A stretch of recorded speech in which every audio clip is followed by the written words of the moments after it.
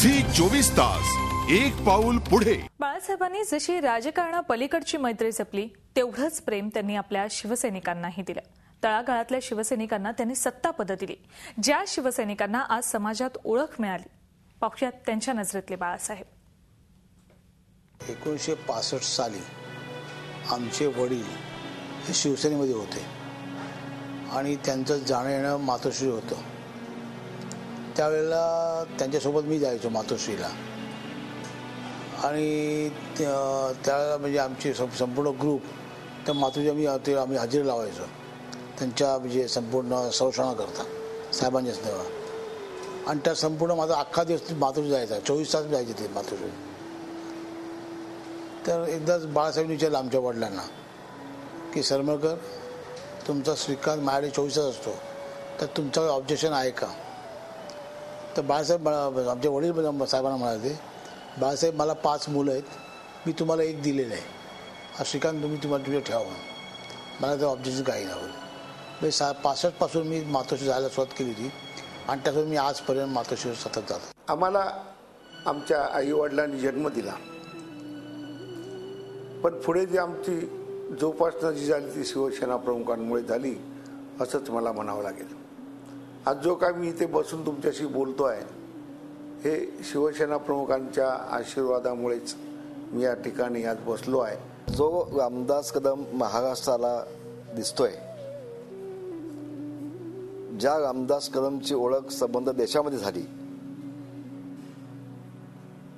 ते माननीय शिवसेना प्रमुखांच्या मुळेच झाली असं म्हटलं तर मी चुकीचं म्हटलं असं मला वाटणार नाही। कांदिवलीच्या कदमवाडीच्या हनुमाननगरच्या झोपडपट्टीतला एक शाखा प्रमुख कोकणामध्ये जाऊन डायरेक्ट आमदार होतो, हे अपवाद म्हणून फक्त रामदास कदमच्या बाबतीमध्येच आहे।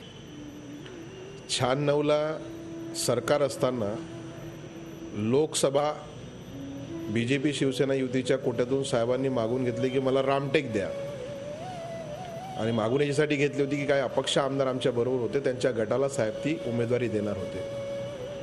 ऐन वेळेला ते आले नाही किंवा टाळाटाळ करत असल्याचा आभास साहेबांना झाला। मी तेव्हा मुंबईलाच होतो आणि त्यावेळेला मी तिथे असताना ते सांगितलं, काय रे पुढे? तर आम्ही बघत बसलो एकामेकाकडे। तेव्हा साहेबांनी सांगितलं की यांना उमेदवारीच द्यायची नाही आणि आपल्याला लढवायचं आहे, पुढे काय? तर मी साहेबांना त्यावेळेला सांगितलं होतं की साहेब मी लढतो। तो साहेबांनी ते जे हास्य जाहीर केलं होतं, माझ्यासमोर प्रदर्शित केलं होतं, त्याच्यावरून मला लाजही वाटत होती की मी काय मागितलं साहेबांना। साहेबांनी काय विचार केला देव जाणे, माझ्यात काय बघितलं ते। साहेबांनी सांगितलं की याला लढव, गजानन कीर्तीकरांना सांगितलं, आणि कीर्तीकर साहेबांनी सांगितलं की साहेब मी लढतो, तुम्ही आम्हाला आशीर्वाद द्या दोघांना। आम्ही नमस्कार केला, आशीर्वाद घेतला। साहेबांनी माझ्या कपाळावर कुंकुम लावलं, टीका लावला देवाच्या पूजेचा, आणि सांगितलं की युद्ध असा लढ की सगळ्यांची पळताभुई थोडी होईल, बाकी मला काही अपेक्षित नाही। तो आशीर्वाद मी घेऊन निघालो।